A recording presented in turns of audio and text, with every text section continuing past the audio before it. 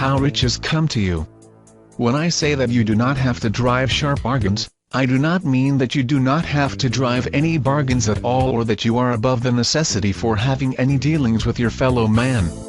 I mean that you will not need to deal with them unfairly. You do not have to get something for nothing, but can give to every person more than you take. You cannot give everyone more in cash market value than is taken, but you can give them more in use value. The paper, ink, and other material in this information may not be worth the money you pay for it, but if the idea suggested by it brings you thousands of dollars, those who sold it to you have not wronged you. They have given you a great use value for a small cash value. Let us suppose that I own a picture by one of the great artists, which, in a developed society, is worth thousands of dollars. I take it to a marketplace and by salesmanship induce a native dweller to give a bundle of furs worth $500 for it.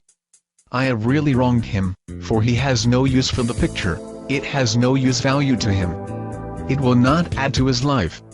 But suppose I give him a gun worth $50 for his furs. Then he has made a good bargain.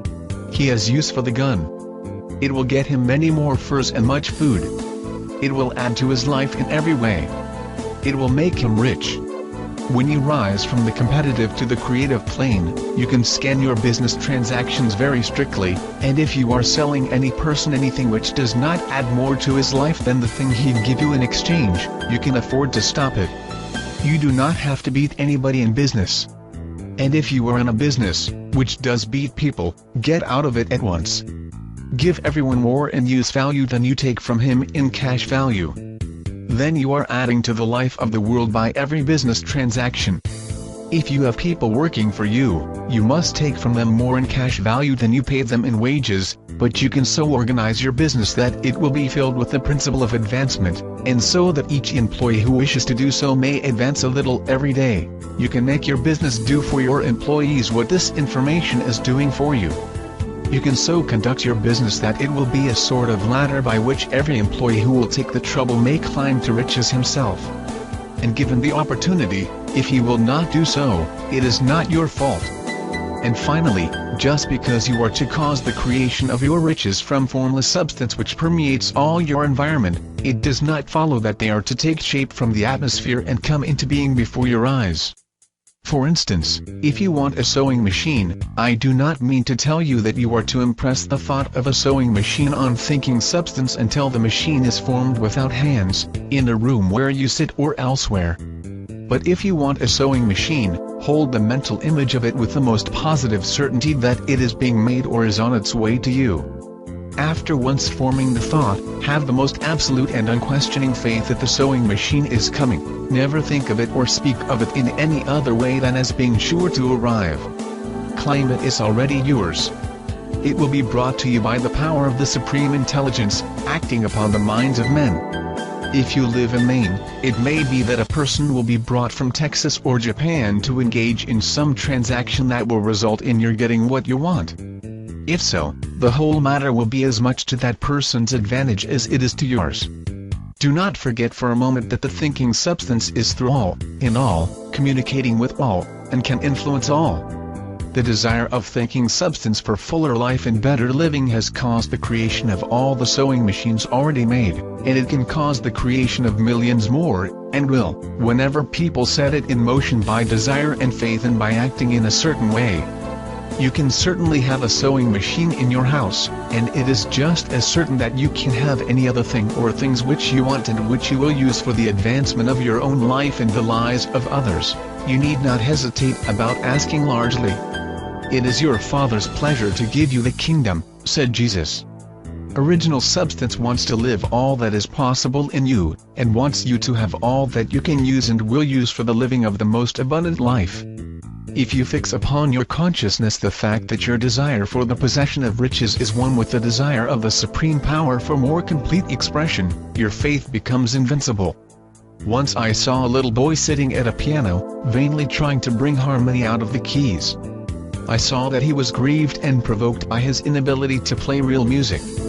I asked him the cause of his vexation, and he answered, "I can feel the music in me, but I can't make my hands go right." The music in him was the urge of original substance, containing all the possibilities of all life. All that there was of music was seeking expression through the child. God, the one substance, is trying to live and do and enjoy things through humanity. He is saying, I want hands to build wonderful structures, to play divine harmonies, to paint glorious pictures. I want feet to run my errands, eyes to see my beauties, tongues to tell mighty truths and to sing marvelous songs, and so on. All that there is of possibility is seeking expression through people. God wants those who can play music to have pianos and every other instrument and to have the means to cultivate their talents to the fullest extent. He wants those who can appreciate beauty to be able to surround themselves with beautiful things. He wants those who can discern truth to have every opportunity to travel and observe. He wants those who can appreciate dress to be beautifully clothed, and those who can appreciate good food to be luxuriously fed. He wants all these things because it is himself that enjoys and appreciates them. They are his creation. It is God who wants to play, and sing, and enjoy beauty, and proclaim truth, and wear fine clothes, and eat good foods. It is God that worketh within, that gives the will to do, said the Apostle Paul. The desire you feel for riches is the infinite, seeking to express himself in you as he sought to find expression in the little boy at the piano, so you need not hesitate to ask largely. Your part is to focus on and express that desire to God. This is a difficult point with most people. They retain something of the old idea that poverty and self-sacrifice are pleasing to God. They look upon poverty as a part of the plan, a necessity of nature.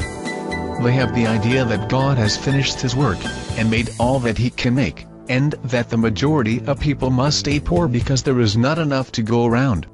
They hold to so much of this erroneous thought that they feel ashamed to ask for wealth.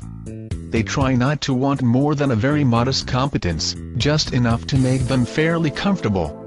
I recall now the case of one student who was told that he must get in mind a clear picture of the things he desired, so that the creative thought of them might be impressed on formless substance.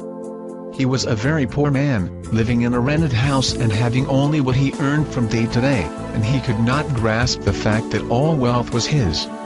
So, after thinking the matter over, he decided that he might reasonably ask for a new rug for the floor of his best room and a coal stove to heat the house during the cold weather. Following the instructions given in the Science of Getting Rich, he obtained these things in a few months. And then it dawned upon him that he had not asked enough. He went through the house in which he lived, and planned all the improvements he would like to make in it.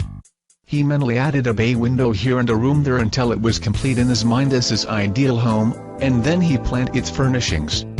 Holding the whole picture in his mind, he began living in a certain way and moving toward what he wanted, and he owns the house now and is rebuilding it after the form of his mental image. And now, with still larger faith, he is going on to get greater things. It has been unto him according to his faith, and so it is with you, and with all of us.